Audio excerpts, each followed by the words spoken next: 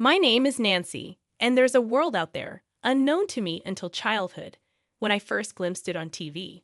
Wild animals roamed landscapes I'd never seen, and people spoke languages foreign to mine. The desire to explore this unknown world up close ignited within me, so boldly. I pursued studies abroad during college. My destination, the very unknown world I yearned to discover. Despite the language barrier, the people thrived, and the land teemed with creatures amidst breathtaking landscapes. Eager for others to share in this wonder, I secured a job at a travel agency. Responsible for tour planning, I drew upon my study abroad experiences, managing everything from site inspections to negotiations. Balancing work and personal life, I married Daniel, whom I met through work. Yet, a problem surfaced with my mother-in-law, Barbara. Firm in her belief that women should remain homemakers post-marriage, Barbara clashed with my modern views. Though I respected her perspective, I couldn't let her dictate my life. To evade living under her roof, I proposed buying a house to Daniel, believing it would alter perceptions. Daniel readily agreed, and we acquired a home. However, Barbara's visits became frequent, disrupting our weekends with noise and unwelcome opinions. Despite the tension, Barbara nonchalantly announced an upcoming trip, assuming I'd join. When I hesitated due to work commitments, she accused me of neglecting family. Feeling cornered, I acquiesced, though begrudgingly. As tension simmered, Barbara, with a sly tone, reminded me of my profession, insisting I handle the trip arrangements. Reluctantly, I obliged, concealing my irritation. The destination? London, where my study abroad journey had unfolded. I still have many connections there. It might be challenging for other regions, but perhaps I can manage London. All right, I'll give it a try. I've already got the plane tickets, so just book the hotel. Odd, you've booked the flight, but not the hotel. I managed to get the tickets by redeeming my card miles for first-class seats. Barbara grinned with evident delight. Daniel, leaning in, remarked, "First class, seriously, Mom?" "Yes, it's a first-class trip abroad," Barbara confirmed, her grin widening. "We'll depart at 9:30 p.m., so you can work until the last minute," she added cheerfully. Although her enthusiasm seemed genuine, I couldn't ignore the mountain of branded goods piled on the sofa. "I see," I said, catching on to the implication of her joy. Realizing the need to secure accommodations quickly, I decided to leverage my old contacts from my study abroad days to secure a hotel referral. Making a call, I arranged for accommodations for 4 people in 2 rooms. On the day of the trip, the short notice left me unable to take the day off work. Barbara instructed me to meet at the airport by 6:00 p.m. If I wrap up work soon, I can make it, I reassured myself. Suddenly, Barbara called. "Hello, Barbara," I answered. "Nancy, are you done with work?" she inquired. "I'm just leaving the office now, so I'll be at the airport after 6:00 p.m. "Oh, that's too bad," Barbara responded. "Well, we're actually leaving at 6:00 p.m. "Ah, no way!" I exclaimed, rushing back to my desk to check the flight schedule. London. London. I found the 9:30 p.m. flight I initially heard about, but there was also a flight leaving after 6:00 p.m. Could it be this flight after 6:00 p.m.? Yes. So the family is going without you. I felt furious. How could she plan so thoroughly to leave me out? Unforgivable. But showing my frustration would play into Barbara's hands. I had to hide my feelings, even if it meant putting on a brave face. Clenching my teeth, I said to Barbara, "I'm the one who booked the hotel, so Daniel knows the hotel name. You can't do anything now." I could hear Barbara laughing on the other end. Annoyed, I said, "Go without me then." "That's better." "We don't need a useless wife like you," she retorted. "Useless? What do you mean? Don't you know what you neglect? Housework for your job." "Daniel is complaining," she continued. "True, I'm busy with work, but I've never slacked off on housework." "Why would Daniel complain? Can I speak to Daniel?" I asked. Barbara's mocking voice was followed by Daniel's greeting. "Hello, what's up, Nancy?" "What do you mean you're complaining about me?" I asked him. Just that you're always at work and neglecting me, he responded. Neglect? I prepare meals, clean, and do laundry. But you think you're doing it all yourself, right? That's not true, I retorted. Shouldn't you respect me more? Listen to me? Do things for me, I questioned. I know a wife who supports her husband is valued. It's convenient for the husband, but that's not all there is to a marriage, I continued. I never badmouthed Daniel in public, always praising him, but not when it's just the two of us. But we need to speak our minds when alone. Otherwise, our relationship would fall apart, and I'd become nothing but a servant to Daniel. Yet he kept complaining about me, I explained. So, you think you can act all high and mighty because you earn more? I challenged him. Not at all, he replied. That annoys me, and you're leaving me behind for that? I asked incredulously. Yeah, consider it stress relief. I'll bring you a souvenir, so don't worry, he assured me. That's not the point, I insisted. Clearly, Daniel was taking me for granted. If that's how it is, I have my own plans. Fine, enjoy the trip. Will do. Bye, I concluded, hanging up. Daniel sounded happy as he hung up. I was livid. I couldn't stand the self-centered Daniel and Barbara. Enjoy your trip without me, but be prepared. Even if you come back crying and apologizing, I won't forgive you. I rushed out of the office with my mobile phone, calling someone. Hey. Hello, it's Nancy. Are you free? I need to talk about that hotel booking. With the trip canceled, I have plenty of time. I'll settle everything now. I ran around with that determination. Then, the next evening, exhausted, I got home, and right then, the phone rang. Hello, Nancy, said Barbara, sounding quite angry. I knew the reason, but pretended not to. Barbara, are you enjoying the trip? I asked. This is no time for that. We can't check into the hotel. Did you have a reservation? You made the reservation, didn't you? Barbara's tone grew more agitated. I canceled it because I wasn't going, I replied. Huh. What then? Where are we supposed to stay tonight? Barbara's frustration was palpable. I don't know, I admitted. Barbara's angry voice came through. But she's in London. Her anger over the phone isn't scary at all. That's tough, being abroad without a hotel. You never know what might happen, I remarked. Wait, help me? Barbara sounded panicked. Then, a faint voice in the background. There's a canceled room. Anthony's negotiating for us to stay there, Daniel's voice reassured. Is that true, Daniel? Barbara demanded. Looks like it'll be fine. You see, Nancy, the room was available because I canceled it, Daniel explained. But this was all part of my plan. My real aim was something else. Glad there was a vacancy. Thought you'd be smug about canceling our hotel, didn't you? I retorted. No, not really, Barbara laughed loudly. Frustrated, aren't you? You can admit it if you're upset. I just canceled it because I wasn't going. Putting on a brave face. How pathetic. Typical of Daniel's useless wife, Barbara continued. Tired of listening to her bragging, I quietly hung up the phone. She probably didn't even notice.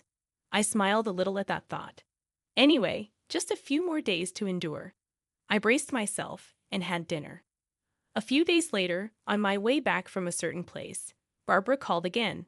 Hello, what's up, Nancy? What's going on again? She asked. Not again. What's wrong with this hotel? I inquired. In short, they stayed in the room I canceled, thanks to Anthony's negotiation. They were supposed to stay for 4 days and check out today, but there was a problem. They were billed £8,000 by the hotel. What's the issue? I asked. It's £2,000 per night, right? That's about $2,500 per night in dollars. Ridiculous. It's for 2 rooms, right? So, about $1,200 per room. You told Daniel it was $300 per room per night. Yes, I did. So it should be $600 for 2 rooms. Why is it 4 times? I was astonished that they stayed without even checking the room rates. Well, I anticipated this, so I set it up accordingly. Anyway, Barbara making a fuss on the phone must be bothering others. I should calm her down. Hey, Nancy, can you hear me? Barbara's voice echoed through the phone. Barbara, can you be a bit quieter? I interjected. Why did you lie? She accused, without reflecting on herself. Exasperated, I began to explain to Barbara. The $300 rate was because I made the reservation. Huh, so because it was last minute? She questioned. I asked a friend who runs a hotel, I replied. A friend of yours? She inquired. Their hotel offers rooms for around $600 for 2 people, I explained. Then why $11,200? Barbara sounded flustered. That's the rate for a really nice room. My friend did me a favor, I clarified. A favor. Barbara sounded taken aback. When I heard from Barbara, there was no time left for the trip, so I told my friend any available room would do. The only vacancy was an expensive suite. My friend kindly gave a discount. I continued. Barbara left me behind without asking. I immediately told my friend the situation and got the room canceled. But I couldn't just leave Barbara and the others without a hotel, so I asked to accommodate them at the regular price if they came. I knew Barbara, having heard about the hotel from Daniel, wouldn't check the price. And I was right. Come on, you should have said that. Yelling won't help. Please make sure to pay, I urged. We're not paying, Nancy. You pay, Barbara retorted. But if you don't pay, you'll be arrested, I warned. Arrested. Of course, troubles abroad can be messy. Are you okay with that? Barbara seemed at a loss for words. As I was about to hang up, thinking I had won, Barbara shouted, Don't mess with me.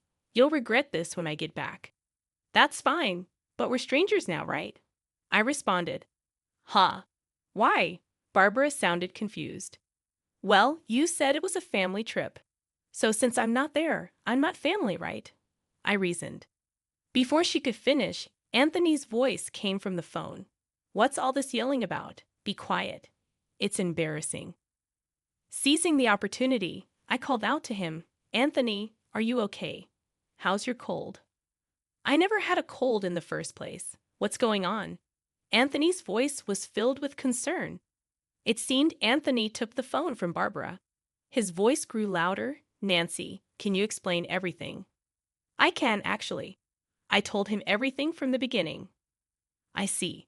So that's why you didn't come. I'm sorry. I wanted to go. Anthony's voice softened. No, Nancy, you're not at fault. It's Barbara and Daniel. Anthony affirmed. From afar, I heard a whimper. Barbara and Daniel seemed frightened by Anthony's anger. Realizing this, an idea came to me. Should I tell Anthony what Barbara has been doing? I thought so. Anthony, can I tell you something? I asked hesitantly. What is it? Anthony replied.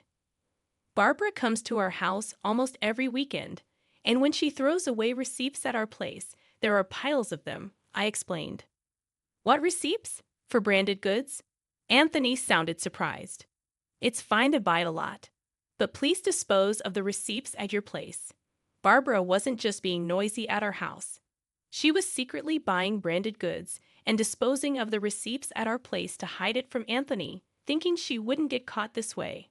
Of course, I concluded. I'm a witness, so it's pointless.